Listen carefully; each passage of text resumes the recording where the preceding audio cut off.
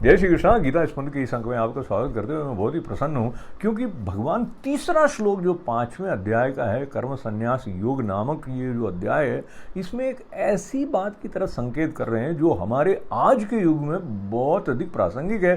क्योंकि हम देखते हैं कई बार गेरुआ वस्त्रधारियों के प्रति हमारे मन में ऐसा भाव होता है कि ये तो सन्यासी हैं, इनको तो इनके अंदर तो ऐसा होना नहीं चाहिए। वो जो बात है वो कहीं ना कहीं भगवान भी मानते हैं। अगर बहुत अधिक लालसा के साथ जीवन है तो सन्यास नहीं वो कहा जा सकता।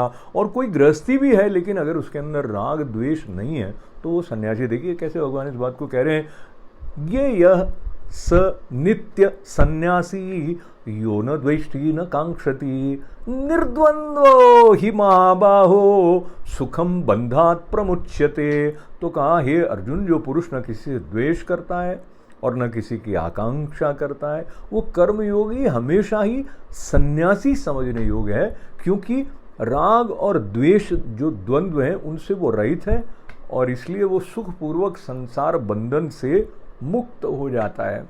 तो ये एक शब्द इसमें ऐसा है जिसको मैं अंडरलाइन करना चाहता हूँ, और वो है निर्द्वंद्वो, मतलब द्वंद्व रहित है। ये द्वंद्व क्या होते हैं? द्वंद्व जो है वो संकल्प विकल्प के साथ में भी जुड़े होते हैं, या कई बार एक बात जो घटित हो गई है वो हमारे अंदर घूमती रहती है कि अरे ऐसा क्यों हो गया, वैसा क्यों हो गया, मुझे ऐसा कर देना चाहिए था, मुझे वैसा कर देना चाहिए। तो ये भी एक प्रकार द्वंद्व है, या कि मैं ऐसा कर लूँ या वैसा कर लूँ, अगर ऐसा करूँ तो ये, वैसा करूँ तो ये। इस प्रकार की जो गुत्थी हमारे अंदर चलती है ना, उसको द्वंद्व कहा जा सकता है। और भी बातें हैं द्वंद्व को स्पष्ट करने के लिए, पर यहाँ जो निर्द्वंद्वो ही महाबाहो कहा है, मतलब महाबाहो तो मतलब ऐसा है कि भुजाएं विशाल हो। उसके अलावा ये है कि स्पष्टता जो है वो एक शक्ति देती है आश्वस्ति की, उसकी तरफ भी संभवतया संकेत करते हुए भगवान ने ये भी पुनः पुनः स्पष्ट किया कि किसी के प्रति द्वेष नहीं है और न ही किसी वस्तु की बहुत आकांक्षा है।